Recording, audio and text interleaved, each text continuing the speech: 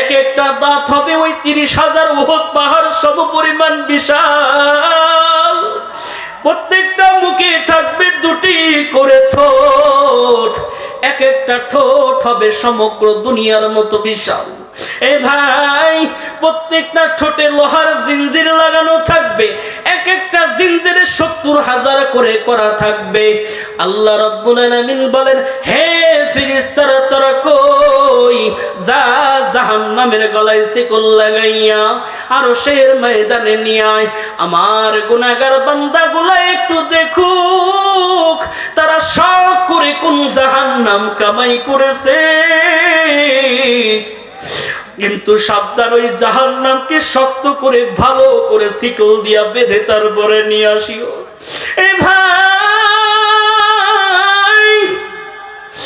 আল্লাহর এই অনুমতি পাওয়ার পর ওই জাহান্নামের গায়ে এক একটা শিকল লাগাইয়া 70,000 ফেরেশতারা ধরে এইভাবে কোটি কোটি লক্ষ লক্ষ ফেরেশতারা জাহান্নামের লাগাম ধরিয়া ওই হাসরবাসীর দিকে রওয়ানা। ওই জাহান্নাম ওই হাসরবাসীকে বহু দূর থেকে দেখতে পারবে। ওই ক্ষুধার্ত জাহান্নাম ওই গুনাহগারদের দেখতে পেরে এমন জোরে লাফ মারবে গো, হাজার হাজার লক্ষ লক্ষ ফেরেশতারা জাহান্নামকে ধরে রাখতে পারবে না। ওই ক্ষুধার্ত জাহান্নাম ওই ফেরেশতাদের বাধা পাইয়া এমন জোরে বিকট আওয়াজ মারবে গো, জাহান্নামের আওয়াজে হাসরের ময়দানটা থর থর করে কাঁপতে থাকবে। গুনাহগারদের কান্নার আওয়াজ পড়ে যাবে। সমস্ত নবী আউলিয়া দাউস কুতুব সকলে ইয়া নাফসি কান্নার আওয়াজ ডাক দিয়া বলে, ও দয়ার মালিক, ইয়া নাফসি আল্লাহ আমার উপায় কি? সমস্ত ফেরেশতারা পর্যন্ত কাঁদবে, সমস্ত নবী রাসূলরা পর্যন্ত কান্নার আওয়াজ শুরু হয়ে যাবে। এ ভাই, আরশ বহনকারী সবচেয়ে বড় ফেরেশতা জিবরাইল, মিকাইল, আজরাইল, ইসরাফিল পর্যন্ত কান্নার রোনাজারি পড়ে যাবে। এ ভাই, সকলেই বলবে, ইয়া নাফসি আল্লাহ আমাদেরকে বাঁচাও। যেভাবে ক্ষুধার্ত জাহান্নাম আমাদের দিকে আগায় আসতেছে, আমাদের বুঝি কোনো উপায় নাই। ওই জাহান্নামকে তাড়াতাড়ি ফিরান। হযরত মুসা ঈসা পর্যন্ত কান্না করতে থাকবে। তাদের উম্মতের কথাও স্মরণ থাকবে না, পরিবারের কথাও স্মরণ থাকবে না, একমাত্র কান্নার আওয়াজ, ইয়া নাফসি আল্লাহ আমার উপায় কি? ওই সময় আমার আপনার মায়ার নবী রাহমাতাল লিল আলামিন ওই আরশের উপর থেকে সব কিছু দেখবেন। মায়ার নবী রাহমাতাল লিল আলামিন এই উম্মতের দরদে, উম্মতের মায়ায় আরশের জমিনে সিজদায় পড়ে কান্না করবে, ডাক দিয়া বলবে, ও দয়ার মালিক, তাড়াতাড়ি ওই জাহান্নামকে ফিরান, তাড়াতাড়ি ওই জাহান্নামকে ফিরান। যেভাবে ক্ষুধার্ত জাহান্নাম আমার এতিম উম্মতের দিকে আগায় আসতেছে, আমার এতিম উম্মতের বুঝি উপায় নাই, তাড়াতাড়ি জাহান্নামকে ফিরান। আমার একটা এতিম উম্মত যেন জাহান্নামে না যায়। আমার এতিম উম্মতের উপায় কি? ও আল্লাহ, তুমি ওই জাহান্নামকে ফিরাও। আল্লাহ কুদরতি নজর দ্বারা সব কিছু দেখতেছেন। মায়ার নবীর কান্না যখন গালবে, বুক বেজে যখন জমিনে পড়তে থাকবে, আল্লাহর কুদরতি আওয়াজ, ও মায়ার নবী আপনি কাঁদবেন না, আপনার কান্না আমার মালিকের সহ্য হয় না, আপনি আপনি কেন কাঁদেন? এই জমিনে তো আপনি কম কান্না করেন নাই। উম্মতের মায়ায় ওই তায়েফের ময়দানে আপনি কত রক্ত ঝরাইছেন। ওই উহুদের ময়দানে বেদিন কাফেররা আপনাকে নির্যাতন করে আপনার দন্দন মোবারক শহীদ হয়ে গেছি, তবু আপনার উম্মতকে তো আপনি ভুলেন নাই। আজকে কেন কান্না করেন ও মায়ের নবী? আপনার চোখের পানি আমি আল্লাহর ভালো লাগে না। আমার মালিক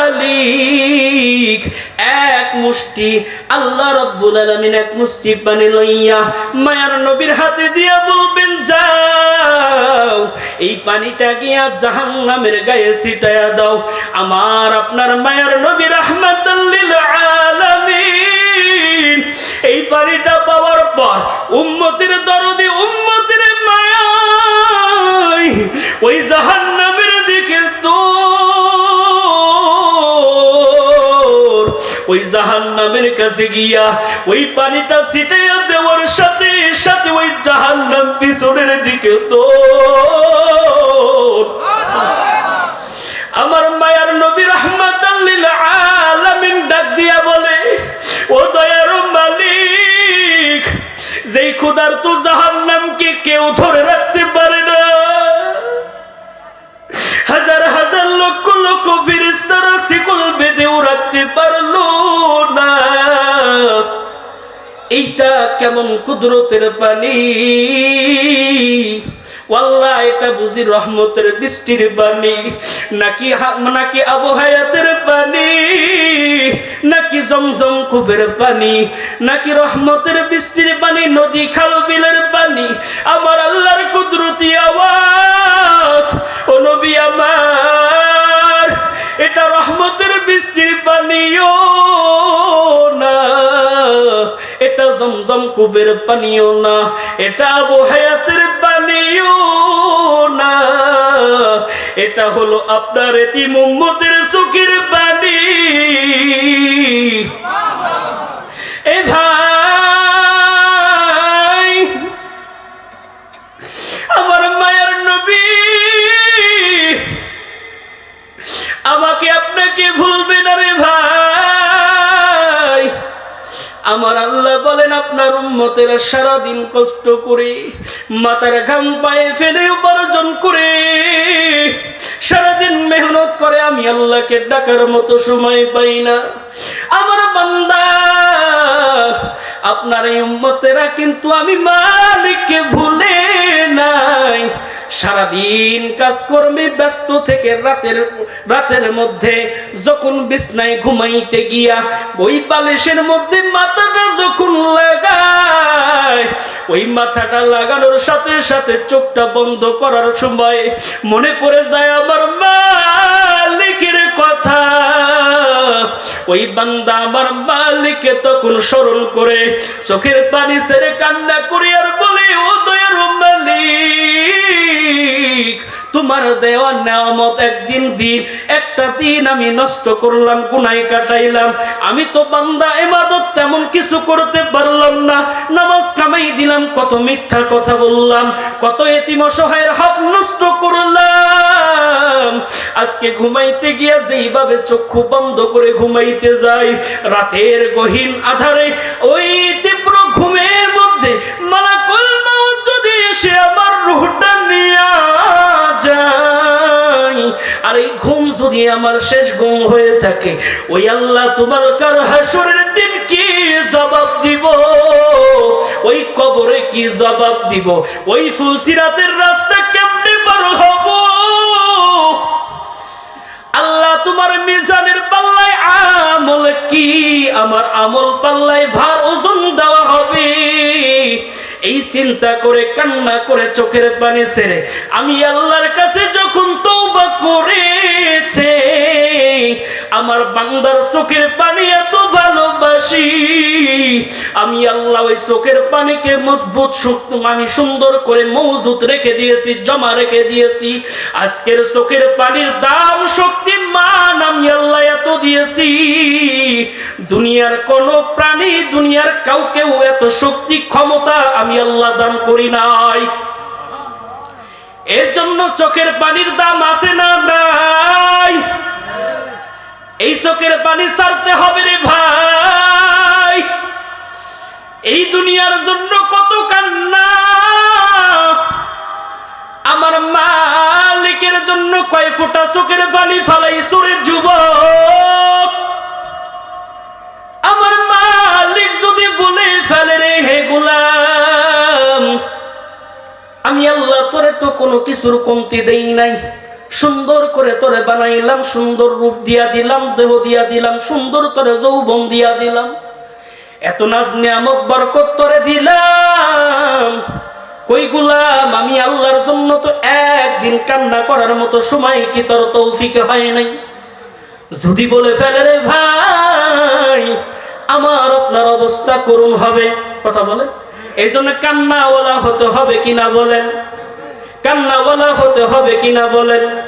অনেকের আছে জাহান্নামের কথা শুনে চোখের পানি ছেড়ে কাঁদে, আর একজন পাশে বসিয়া মুস্কি হাসে, মোবাইল টিপে। কারণ হলো একটাই, ওই বান্দার ভিতরে আবার মালিকের ভয় নাই। কারণ কান্নাওয়ালা হবে সেই আল্লাহর ভয় ভিতরে থাকবে যার। ও ভাই, আল্লাহর ভয় অলবে আনতে হবে, আল্লাহর প্রতি রুজু হতে হবে, দু চোখের পানি ছেড়ে আমার মালিকের দরওয়াজায় কাঁদতে হবে। কারণ কান্নাওয়ালাকে আমার মালিক বড় ভালোবাসে রে ভাই। কারণ বান্দা যখন চোখের পানি ছেড়ে আমার মালিকের কাছে কাঁদে, আল্লাহ বলেন বান্দার চোখের পানির উসিলায় তার জিন্দেগির গুনাহ মাফ করে দেই।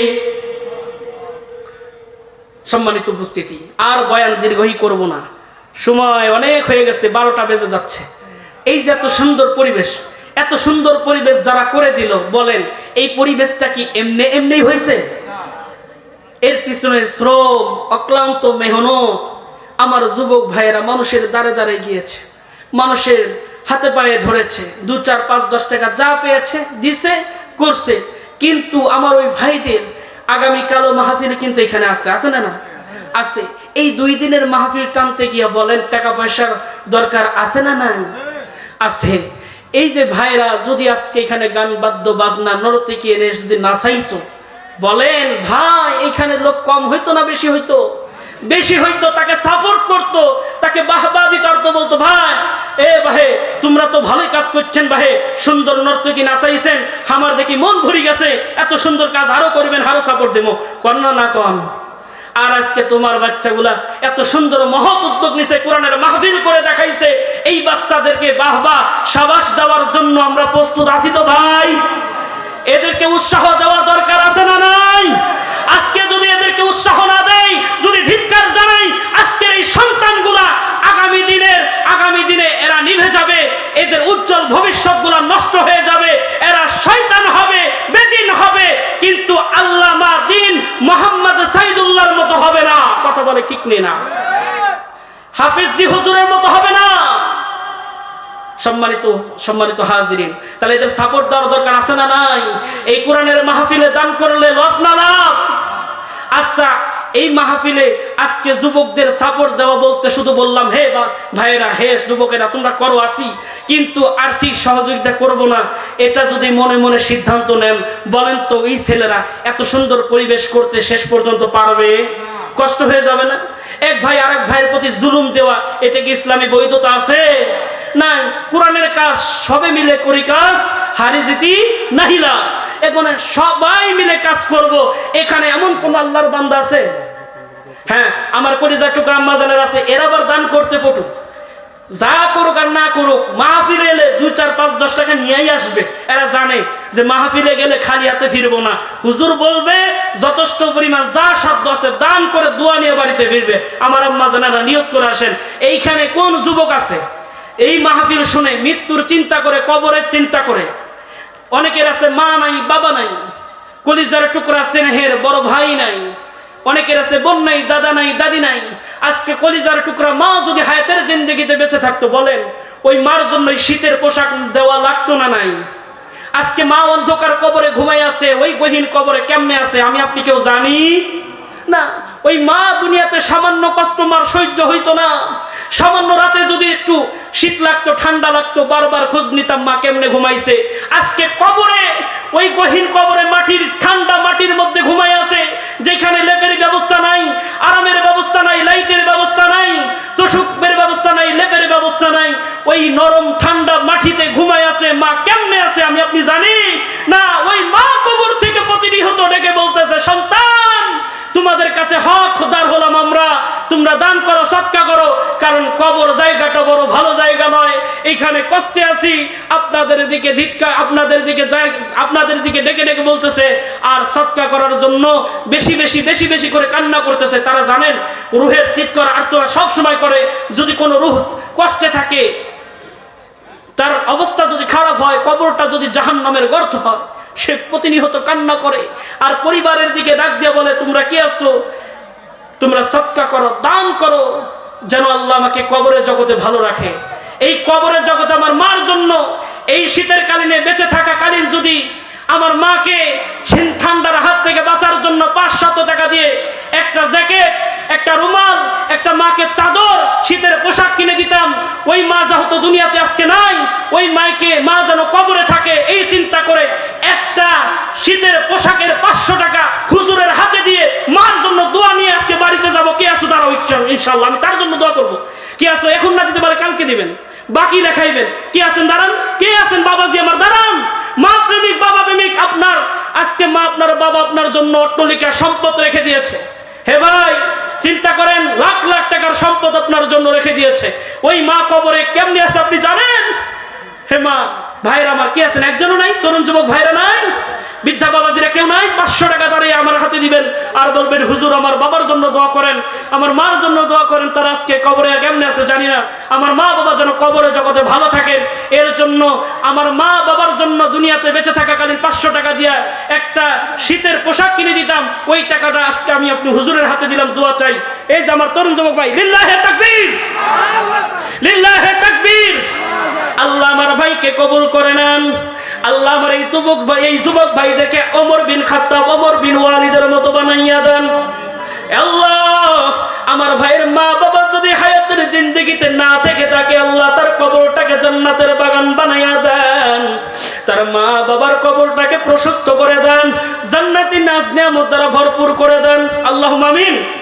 আর কেউ নাই? আমার মা বোনেরা অনেক আছে, দান করবেন।